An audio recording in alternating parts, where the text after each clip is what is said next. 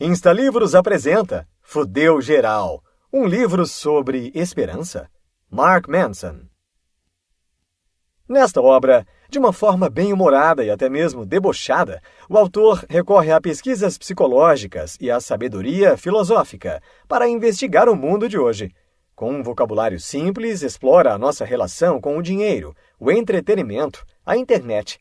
Analisa temas como religião e política, desafiando as nossas definições de fé, felicidade, liberdade e até mesmo a própria definição de esperança. O super-herói. Ser heróico significa ter a habilidade de criar esperança onde ela não existe, de acender o fósforo que ilumina o breu, de mostrar a possibilidade de um mundo melhor. Não um mundo melhor que queremos que exista, mas um que não sabíamos que poderia existir. De agir frente a uma situação em que tudo parece estar uma merda completa e de alguma maneira transformá-la em algo bom.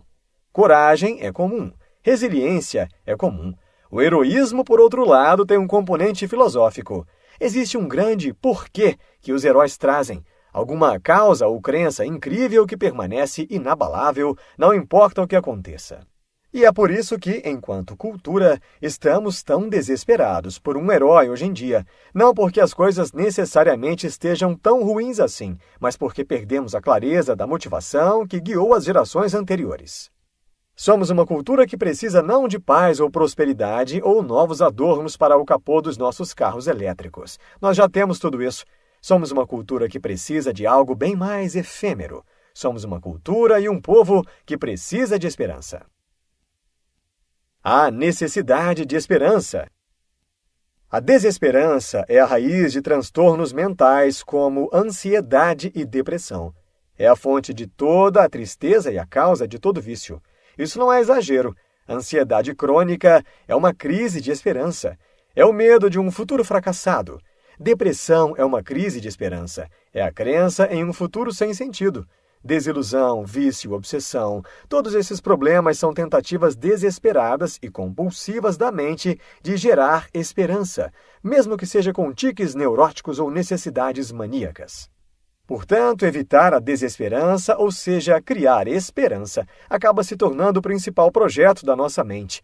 Todos os significados, tudo o que compreendemos sobre nós mesmos e sobre o mundo, são construídos com o propósito de manter a esperança. Por isso, ela é a única coisa pela qual qualquer um de nós está disposto a morrer.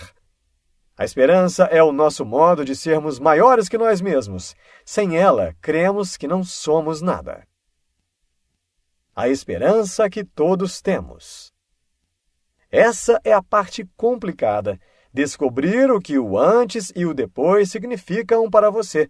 É difícil porque não há como ter a certeza de que você acertou. É por isso que muita gente busca a religião, porque tais doutrinas compreendem esse estado permanente de desconhecimento e exigem que você exercite a fé para encará-lo. Isso, em parte, talvez explique por que pessoas religiosas sofrem menos de depressão e cometem menos suicídios do que pessoas não religiosas. A prática da fé as protege da verdade desconfortável. Mas suas narrativas de esperança não precisam ser religiosas. Podem ser qualquer coisa. Este livro é a minha pequena fonte de esperança, pois me dá propósito e sentido. E a narrativa que construí em torno dessa esperança é: creio que este livro pode ajudar algumas pessoas, tornar tanto a minha vida quanto o mundo um pouco melhor.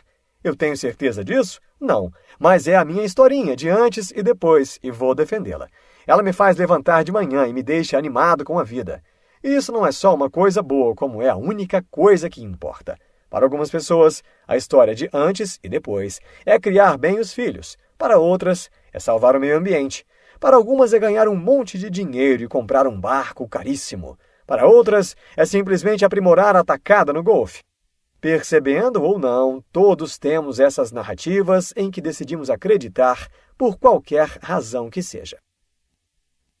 A verdade desconfortável. Não importa se o alimento da sua esperança provém da fé religiosa, de teorias baseadas em evidências, de uma instituição ou de discussões com bons argumentos. Tudo isso produz o mesmo resultado. Você tem uma crença de que A. Existe potencial para crescimento, melhora ou salvação no futuro. E B. Existem maneiras de abrir caminho para chegarmos lá. É isso. Dia após dia, ano após ano, nossas vidas são feitas de intermináveis interseções entre essas narrativas de esperança. Elas são as cenouras psicológicas na ponta da vareta. O incrível progresso alcançado nas esferas da saúde, da segurança e da riqueza material nos últimos séculos é inegável. Mas essas estatísticas são do passado, não do futuro. E é justamente aí que temos de encontrar nossa esperança, nas visões do futuro. Porque a esperança não se baseia em estatísticas. Ela não liga para a tendência de queda das mortes relacionadas a armas de fogo ou a acidentes de trânsito. Não se importa que não tenha havido uma queda de avião comercial durante todo o ano passado, ou que a alfabetização tenha batido recorde na Mongólia. Bem, a não ser que você more na Mongólia. A esperança não liga para os problemas que já foram solucionados. A esperança só se importa com o que ainda precisa ser resolvido. Porque à medida que o mundo melhora, mais temos a perder. E quanto mais temos a perder, menos achamos que devemos ter esperança. Para criar e manter a esperança, precisamos de 3 coisas: a sensação de controle, a crença no valor de algo e uma comunidade. Controle significa a sensação de tomar as rédeas da própria vida, de que podemos comandar o nosso destino. Por valor, queremos dizer acreditar que algo seja importante o bastante para nos dedicarmos a isso, que seja melhor, algo pelo que vale a pena lutar. E comunidade é fazer parte de um grupo que valoriza as mesmas coisas que nós e que está trabalhando para conquistá-las. Sem uma comunidade, nos sentimos isolados, nossos valores deixam de ter sentido. Sem valores, nada parece valer a pena. E sem controle, nos sentimos impotentes para perseguir seja lá o que for. Perdendo um desses 3 elementos, você perde os outros 2. Você perde a esperança. Para que possamos entender por que estamos passando por uma crise de esperança dessa magnitude, precisamos compreender os mecanismos da esperança, como ela é gerada e o que é preciso fazer para mantê-la. Religião. Por religiões, o autor não quer dizer apenas aqueles que adoram deuses espirituais.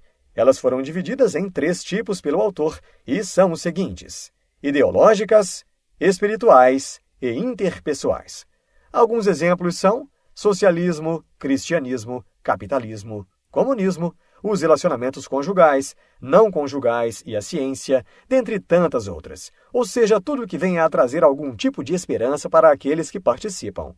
E essa é a grande questão. Todos precisamos ter fé em algo. Esperança de que, se as coisas estão ruins, vão melhorar algum dia. Sem isso, o desespero toma conta. Sem um propósito para seguir adiante, a vida se torna irrelevante. Nossa sociedade está rodeada de religiões, e você faz parte de alguma, sabendo disso ou não. Toda religião é uma tentativa de explicar a realidade baseada na fé, a fim de oferecer às pessoas um fluxo de constante esperança. Em uma espécie de competição, as religiões que se mobilizam, coordenam e inspiram mais seus seguidores são as que triunfam e se espalham pelo mundo. A Caixa de Pandora. Na mitologia grega, o mundo começou só com homens. Todo mundo bebia muito e não trabalhava nada. Era uma grande festa de faculdade que não acabava nunca. Os gregos antigos chamavam isso de paraíso, mas, na minha opinião, parece um tipo especial de inferno. Os deuses, reconhecendo que aquela situação era um pouco entediante, decidiram dar uma apimentada nas coisas. Eles queriam criar uma companhia para os homens, alguém que chamaria a atenção, que adicionaria uma dose de complicações e incertezas à vida fácil de beber cerveja e jogar pebolim a noite toda. Então decidiram criar a primeira mulher. Todos os grandes deuses ajudaram nesse projeto. Afrodite deu-lhe beleza. Atena deu-lhe sabedoria. Hera deu-lhe a habilidade de criar uma família. Hermes deu uma fala carismática. Um a um, os deuses instalaram habilidades e talentos e intrigas na mulher, como quem instala apps num iPhone novo. O resultado foi Pandora. Os deuses mandaram Pandora para a Terra para que houvesse competição e sexo e bebês e brigas por causa do assento do vaso sanitário.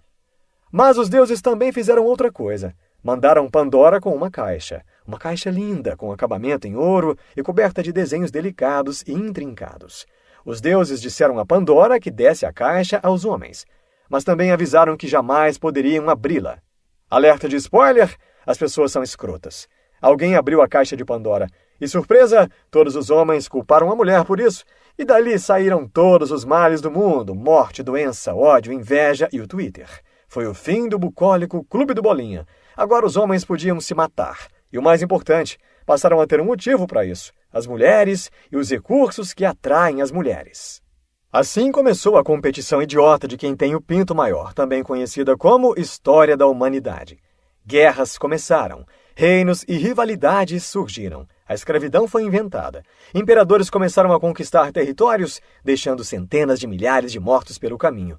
Cidades inteiras foram construídas e destruídas. Enquanto isso, as mulheres eram tratadas como propriedade, trocadas e vendidas entre os homens como se fossem cabras chiques ou qualquer coisa assim. Basicamente, os humanos começaram a ser humanos. Tudo parecia fodido, mas no fundo daquela caixa ainda havia algo lindo e brilhante. Havia a esperança. A necessidade da dor. Quando buscamos a dor, somos capazes de escolher qual tipo dela trazer para a nossa vida. Essa escolha dá sentido à dor. Consequentemente, é o que dá sentido à vida, porque a dor é a constante universal da vida. As oportunidades de crescer a partir dela são constantes. Tudo o que precisamos fazer é não entorpecê-la, não ignorá-la. Tudo o que precisamos fazer é enfrentá-la e encontrar o seu valor e sentido. A dor é a fonte de todo valor. Se nos entorpecemos para ela, também nos entorpecemos para tudo o que importa no mundo. A dor abre lacunas morais que, com o tempo, se tornam os nossos valores e as nossas crenças mais profundas. Quando nos negamos a habilidade de sentir dor por um propósito, nos negamos a habilidade de encontrar qualquer propósito na vida.